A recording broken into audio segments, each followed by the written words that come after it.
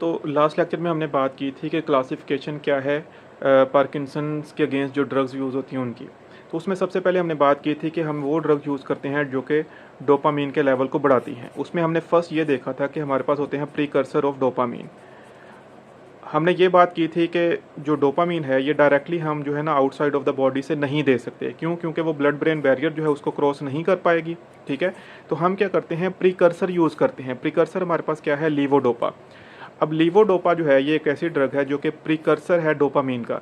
ये जो है आसानी से ब्लड ब्रेन बैरियर को क्रॉस कर लेती है और ब्रेन के अंदर जाकर ये कन्वर्ट हो जाती है डोपामीन में। तो इस तरह से ब्रेन के अंदर जो है डोपामीन के लेवल्स इंक्रीज हो जाते हैं और हमें रिक्वायर्ड भी ये है पार्किंसन में कि हमने डोपामीन के लेवल को इंक्रीज करना है। तो अब कैसे ये काम करती है, इसकी क्या कॉम्प्लिकेशंस हैं, क्या इसमें हमने चीज़ें जो है वो देखनी है, उन सबको वन बाय वन हम डिस्कस करते हैं। ओके, तो लेवोडोपा बेसिकली जो है इसने क्या करना है, सिम्टम्स जो हैं पार्किंसनिज्म के उसको जो है कम करना है या ट्रीट करना है। ठीक है, इसने बेसिकली जो पार्किंसन है उसको मुकम्मल तौर पे ख़त्म नहीं करना, इसने बस जो प्रोग्रेशन है डिजीज़ की या उसके अंदर जो सिम्टम्स है उसको कम करना है, एलिविएट करना है। तो ये बात आपने समझनी है कि मुकम्मल तौर पे ये जो डिज़ीज़ है उसको ख़त्म नहीं करेंगे। अब एक और इम्पोर्टेंट चीज़ ये है कि जो लीवोडोपा है, जब हम ये कोई पेशेंट लेना स्टार्ट करता है तो स्टार्ट में अर्लियर तो उसको बड़े अच्छे रिजल्ट्स आ रहे होते हैं। जो सिम्टम्स हैं, ट्रीमर्स हैं या रिजिडिटी है, डिस्काइनेजिया है, वो आसानी से कम हो रहे होते हैं। लेकिन जब वो काफ़ी अरसा ये यूज़ कर लेता है ड्रग को, तो उसके बाद उसको ये जो सिम्टम्स की कमी है या इस ड्रग का इफ़ेक्ट है वो कम हो जाता है। तो जब आहिस्ता आहिस्ता वो ड्रग का इफ़ेक्ट कम हो जाता है, इसको हम बोलते हैं वेयरिंग ऑफ फिनोमिना। तो देखें स्टार्ट में क्या हुआ, जब वो पेशेंट इस ड्रग को यूज़ करने लगा तो सिम्टम्स ठीक होने लग गए। ठीक है, लेकिन जब वो काफ़ी अरसा इसको यूज़ करेगा तो सिम्टम्स अब जल्दी ठीक नहीं हो रहे, उसको डोज या ड्रग की कंसनट्रेशन इंक्रीज़ करनी पड़ रही है इसको, क्योंकि वो आहिस्ता आहिस्ता जो है उसका इफेक्ट कम हो रहा है या ख़त्म हो रहा है। तो उसको हम बोलते हैं वेयरिंग ऑफ फिनोमिना। अब ये होता क्यों है ऐसा, क्या आहिस्ता आहिस्ता उसका इफेक्ट कम क्यों हो जाता है? देखें होता क्या है कि हमारा जो ब्रेन है इसके अंदर क्या होता है कि लीवोडोपा एक प्रेजेंट है।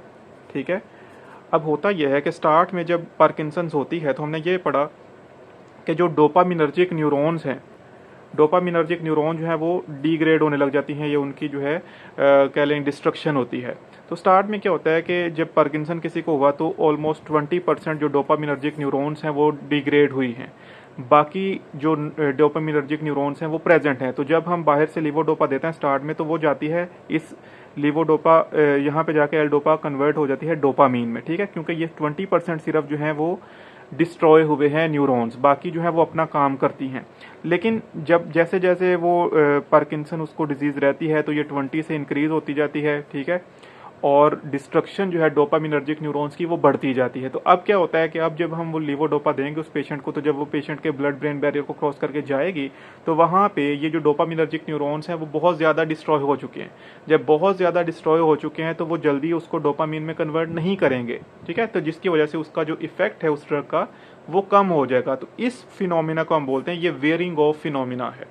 तो ये आपको वाइवा में पूछा जा सकता है कि किस वजह से स्टार्ट में लीवोडोपा अच्छे से काम करती है लेकिन कुछ सालों के बाद उसका जो इफेक्ट आना वो कम हो जाता है। तो उसका बेसिकली आपने आंसर यही करना है कि स्टार्ट में जो डिस्ट्रक्शन है डोपामिनर्जिक न्यूरॉन्स की वो कम है, लेकिन जैसे जैसे वो डिजीज़ प्रोग्रेस कर रही है तो डोपामिनर्जिक न्यूरॉन्स की जो डिस्ट्रक्शन है वो ज़्यादा हो रही है। अब इसके मैकेनिज्म की अगर हम बात करें तो जैसे जब भी हम किसी पेशेंट को लीवोडोपा देंगे, ठीक है, तो लीवोडोपा ने क्या करना है, ब्लड ब्रेन बैरियर को क्रॉस करके चले जाना है अंदर, ब्लड ब्रेन बैरियर को क्रॉस किया और ब्रेन में चली गई, यहाँ पे लीवोडोपा आ गया। ठीक है, अब हमने लास्ट टाइम भी बात की इसकी, जो हमारे पास हमने प्रोसेस देखा, तो लीवोडोपा जो है वो कन्वर्ट हो जाती है डोपामीन में। कैसे ये कन्वर्ट होती है, डोपामीन डी कार्बोक्सिलेज एंजाइम की मदद से। तो डोपामीन लेवल्स बढ़ेंगे, पार्किंसन ठीक हो जाएगा। लेकिन ये इतना सिंपल नहीं है। मसला ये है कि जब हम लीवोडोपा दे रहे हैं तो लीवोडोपा डायरेक्टली क्योंकि ब्लड ब्रेन बैरियर में तो नहीं जा रहा, सबसे पहले उसकी क्या होनी है, ये जो हमारी स्मॉल इंटेस्टाइन है वहाँ से उसने एब्जॉर्ब होना है। ठीक है, जब वो एब्जॉर्ब होती है तो पेरिफेरी के अंदर भी ये हमारे पास जो डोपामीन डी कार्बोक्सिलेज एंजाइम है वो प्रेजेंट है। तो इंटेस्टाइन से वो एब्जॉर्ब हुई। ठीक है, वहाँ पे क्या है, dopamine D carboxylase enzyme present है पेरिफेरी में। तो पेरिफेरी के अंदर ही ये जो लीवोडोपा है ये बहुत ज़्यादा कंसंट्रेशन जो है इसकी, ऑलमोस्ट 95% से ज़्यादा कंसंट्रेशन जो है ये कन्वर्ट हो जाती है डोपामीन में। अब देखें ब्रेन में जाके तो वो कन्वर्ट होती है लीवोडोपा डोपामीन के अंदर, ठीक है, जो हमें रिक्वायर्ड भी है। लेकिन मसला ये है कि पेरिफेरी के अंदर 95% अगर पेरिफेरी में ये वो कन्वर्ट हो रही है डोपामीन में, तो डोपामीन ने अब तो नहीं कन्वर्ट आगे जाना, ब्रेन बैरियर को क्रॉस करना, ब्लड ब्रेन बैरियर को। ब्लड ब्रेन बैरियर को तो लीवोडोपा ही क्रॉस कर रही थी, लेकिन उसके पहले ही बहुत ज्यादा कंसंट्रेशन, ऑलमोस्ट 95% कंसंट्रेशन जो है पेरिफेरी में ही वो कन्वर्ट हो रही है डोपामीन में। तो अब ये समझने की बात है कि जो ब्लड ब्रेन बैरियर को क्रॉस कर रही है लीवोडोपा, वो सिर्फ 2 से 5% है, ठीक है, बाकी सारी जो है वो कन्वर्ट हो रही है पेरिफेरी के अंदर। अब ये जो पेरिफेरी के अंदर डोपामीन बन रही है, मसला ये है कि अब ये ब्लड ब्रेन बैरियर को क्रॉस करके नहीं जा सकती। अब ये जब पेरिफेरी में रहेगी तो यहाँ पे हमारे पेरिफेरी में कौन से रिसेप्टर्स हैं, अल्फा भी हैं, बीटा भी हैं, ठीक है, ये इनके ऊपर बाइंड करेगी और इनके ऊपर बाइंड करके इनके रिलेटेड जो एडवर्स इफेक्ट्स है वो देगी। क्या एडवर्स इफेक्ट्स हो सकते हैं, जब अल्फा 1 को ये एक्टिवेट करेगी तो वेजोकंस्ट्रिक्शन हो जाएगी, जब बीटा 1 पे एक्ट करेगी तो टैकीकार्डिया हो जाएगा, ठीक है। तो ये कॉम्प्लिकेशंस आएंगे जब भी हम लीवोडोपा को यूज करेंगे। अब हमने ये करना है कि ये जो पेरिफेरी के अंदर इतनी ज़्यादा डोपामीन बन रही है, हमने इसको ख़त्म करना है ताकि हमारा सारा का सारा लीवोडोपा जो है, या मेजॉरिटी ऑफ लीवोडोपा जो है वो ब्रेन में जाए। तो इसको करने के लिए हम क्या कर रहे हैं कि ये देखें, पेरिफेरी के अंदर जो डोपामीन डी कार्बोक्सिलेज एंजाइम है जो कि लीवोडोपा को कन्वर्ट कर रहा है डोपामीन में, हम इसको इनहिबिट कर देते हैं। अगर हम इसको इनहिबिट कर देंगे तो पेरिफेरी के अंदर इस लीवोडोपा की कन्वर्जन नहीं होगी डोपामीन में, सारी की सारी लीवोडोपा चली जाएगी ब्रेन में, वहां पे जाके सारी की सारी कन्वर्ट हो जाएगी डोपामीन में, ठीक है। तो पेरिफेरी में हम क्या कर रहे हैं, dopamine D carboxylase inhibitor use कर सकते हैं। अब हमारे पास एक ड्रग है कार्बिडोपा। अब ये जो कार्बिडोपा है, एक बात आपने ये याद रखनी है, क्योंकि ये डोपामीन डी कार्बोक्सिलेज इनहिबिटर है, ठीक है। अब देखें, डोपामीन डी कार्बोक्सिलेज तो यहाँ पे भी प्रेजेंट है ब्रेन के अंदर, तो अगर ये ब्लड ब्रेन बैरियर को क्रॉस करके अंदर जाता है तो यहाँ पे भी एंजाइम को इनहिबिट कर देगा और डोपामीन के लेवल फिर जो है वो कम हो जाएंगे, ठीक है। अब ये जो कार्बिडोपा है, ये आपने याद रखना है, अगर आपसे पूछा जाए तो ये बेसिकली सिलेक्टिव है। ये सिर्फ उस डी कार्बोक्सिलेज एंजाइम को इनहिबिट करता है, डोपा डी कार्बोक्सिलेज एंजाइम को, जो कि पेरिफेरी में प्रेजेंट है।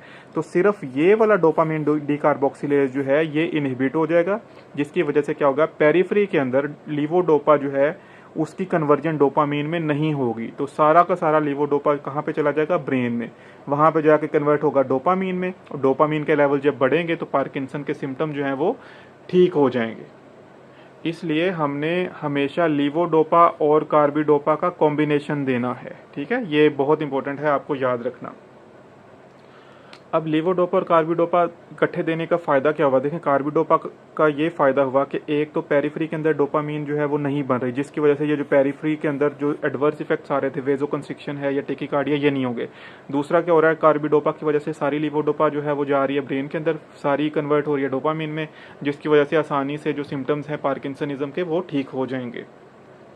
तो ये सारा था हमारे पास प्रीकर्सर ऑफ डोपामीन के बारे में। अगर इसके थोड़ा सा अगर दोबारा से अगर हम इसके अंदर देखें कि इसने करना अब क्या है, ये सारा काम करके मैकेनिज्म करके इसने करना क्या है, ट्रेमर्स को कम करना है जो कि पार्किंसन की वजह से हो रहे हैं, रिजिडिटी को खत्म करना है, ठीक है, और डिस्काइनेजिया को कम करना है, तो ये मेन, या ब्रेडिकाइनेजिया को कम करना है। तो ये 3 मेन सिम्टम्स को ये रिलीव करेगी।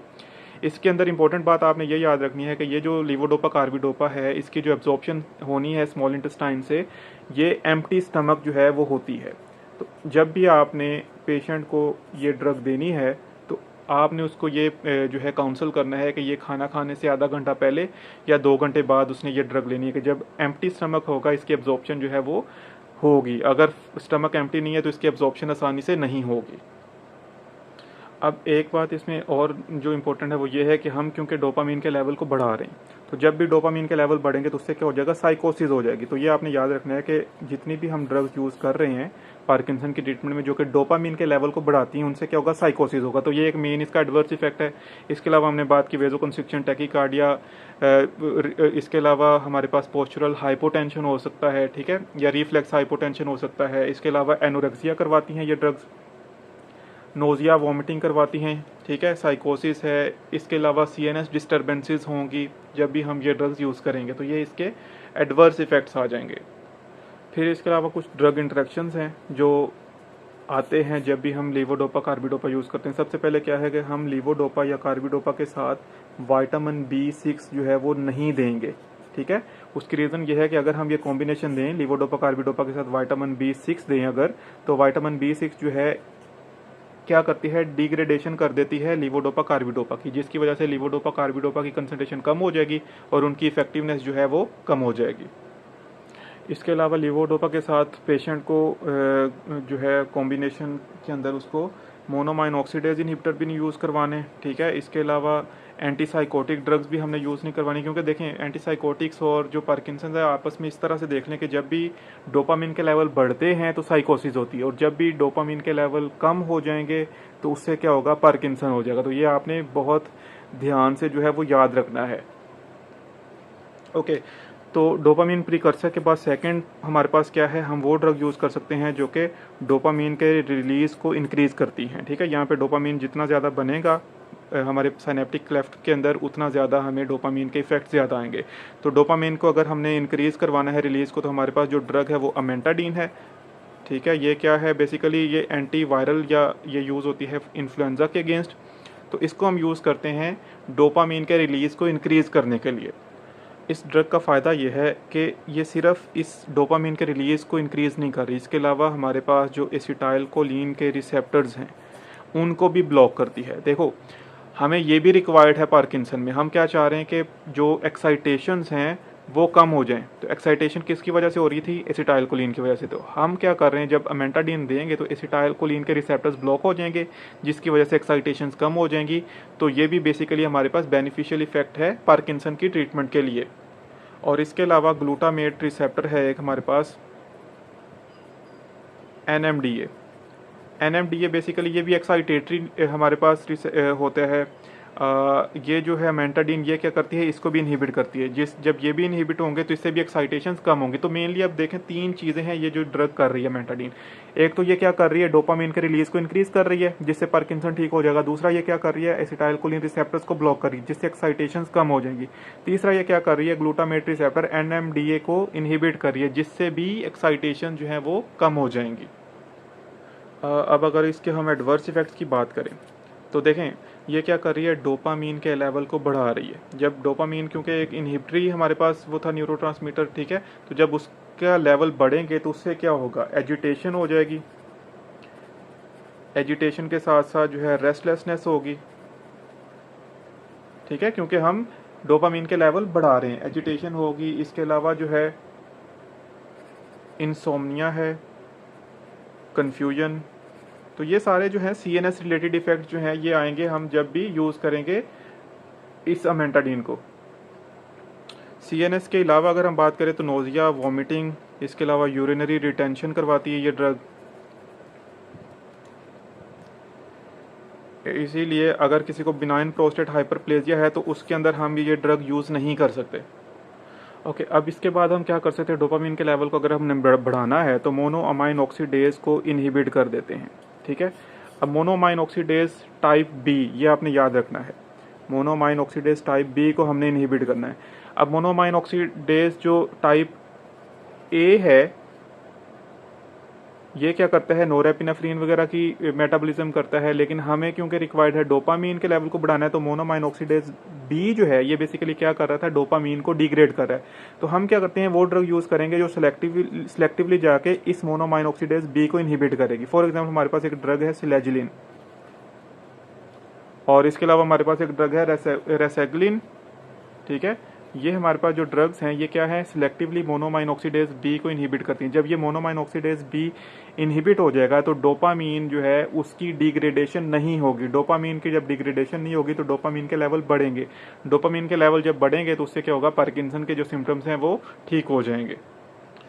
फिर इसमें आपने एक बात इंपॉर्टेंट जो है वो ये याद रखनी है, ये जो सिलेजिलिन ड्रग है ये बेसिकली क्या है, मोनोमाइन ऑक्सीडेज B इनहिबिटर है, ठीक है। लेकिन जब ये खुद मेटाबोलाइज होता है तो ये कन्वर्ट हो जाता है मेटएम्फेटामीन में, मेटएम्फेटामीन और एम्फेटामीन में। अब ये दोनों जो बने हैं प्रोडक्ट्स, एम्फेटामीन और मेटएम्फेटामीन, ये दोनों क्या हैं, CNS स्टिमुलेंट हैं। CNS स्टिमुलेट हो जाएगा। CNS स्टिमुलेट हो जाएगा तो ये क्या करते हैं, इंसोम्निया करवा देते हैं। तो ये इंपॉर्टेंट बात है जो आपने याद रखनी है। लेकिन इन ड्रग्स के अंदर से अगर हम सिलेक्टिव देखें या हम ये देखें कि किसके एडवर्स इफेक्ट कम है और हम उसको यूज़ करते हैं, तो सिलेजिलिन ही वो ड्रग है जिसके कम एडवर्स इफेक्ट्स हैं, इसलिए हम इसको यूज़ करते हैं पार्किंसन की ट्रीटमेंट के लिए। लेकिन जो पोटेंसी है वो इस रेसेगलिन की ज़्यादा है एज़ कम्पेयर टू सिलेजिलिन। तो ये आपसे MCQ में या वाइवा में पूछा जा सकता है। इसके अलावा मोनोमाइन ऑक्सीडेज के अलावा एक और एंजाइम था कैटिकोलोमिथाइल ट्रांसफेरेज। ये एंजाइम भी क्या कर रहा था, डिग्रेड कर रहा था या मेटाबोलाइज कर रहा था डोपामीन की। तो हम क्या करते हैं, इसका इनहिबिटर यूज़ कर लेते हैं। ठीक है, कैटिकोलोमिथाइल ट्रांसफेरेज इनहिबिटर जब यूज़ करेंगे तो ये एंजाइम इनहिबिट हो जाएगा। तो फिर क्या हुआ कि डोपामीन की जो है वो मेटाबॉलिज्म नहीं होगी, डोपामीन के लेवल बढ़ जाएंगे, जिसकी वजह से डोपामीन के लेवल बढ़ने से क्या होगा, पार्किंसन के जो सिम्टम्स हैं वो ट्रीट हो जाएंगे। इसमें जो ड्रग्स हैं, एंटाकापोन एक ड्रग है और टोल्कापोन एक ड्रग है। ठीक है, कैपोन से आपने याद रखना है, एंटाकापोन और टोल्कापोन, ये दोनों ड्रग जो हैं ये बेसिकली क्या है, कैटिकोलोमिथाइल ट्रांसफेरेज इनहिबिटर्स हैं। इनको हम यूज़ कर सकते हैं पार्किंसन की ट्रीटमेंट के लिए। इनको हम जो यूज़ करते हैं ओरली देते हैं। ठीक है, ओरली ये आसानी से अब्जॉर्ब हो जाती हैं, यूरिन से एक्सक्रीट होती हैं। अगर किसी को लिवर प्रॉब्लम है उसमें हम इसकी डोज एडजस्ट करते हैं। फिर इसके जो एडवर्स इफेक्ट्स हैं वो ऑलमोस्ट वही हैं जो लीवोडोपा के हैं। ठीक है, इसके अलावा इसमें जो इम्पोर्टेंट बातें हैं, ये जो है हिपैटिक नेक्रोसिस करवा देती है। इसलिए हमने पहले बात की कि अगर किसी को हिपैटिक प्रॉब्लम है तो उसमें हम ये ड्रग जो है वो बड़े केयरफुली डोज एडजस्ट करके यूज़ करेंगे। अब डोपामीन को बढ़ाने का हमारे पास जो लास्ट मेथड था वो था कि हम डोपामीन एगोनिस्ट यूज़ कर लें।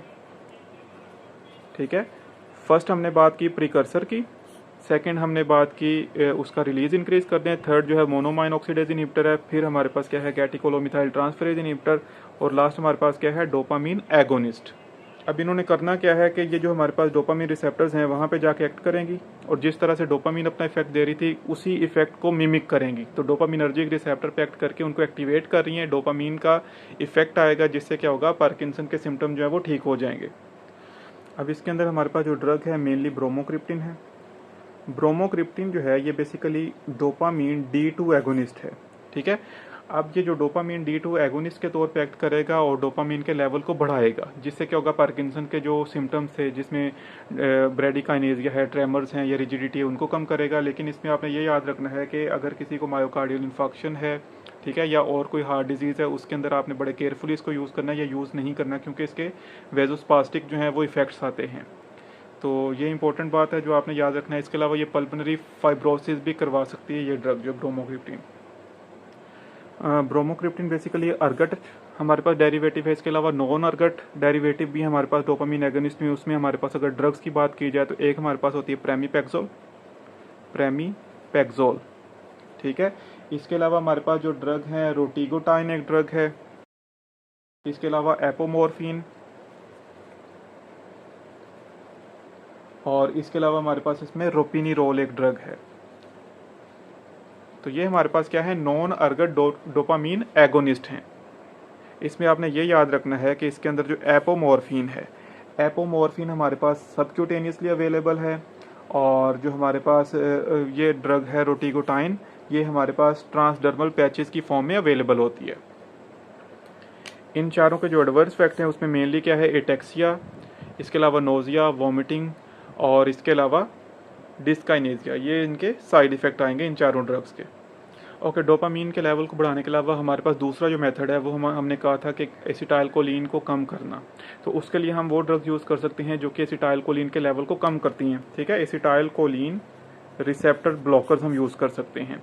जब हम एसिटाइलकोलिन रिसेप्टर को ब्लॉक करेंगे, एसिटाइलकोलिन के रिसेप्टर्स को ब्लॉक करेंगे, तो उससे क्या होगा, एसिटाइलकोलिन की वजह से जो एक्साइटेशन, ट्रेमर्स और रिजिडिटी हो रही थी वो नहीं होगी। तो आपने एक और इम्पोर्टेंट बात ये याद रखनी, ये क्योंकि ये हम ऑलरेडी पढ़ चुके हैं, इसको आप हमारा जो ANS वाला चैप्टर उसमें देख सकते हैं जाके।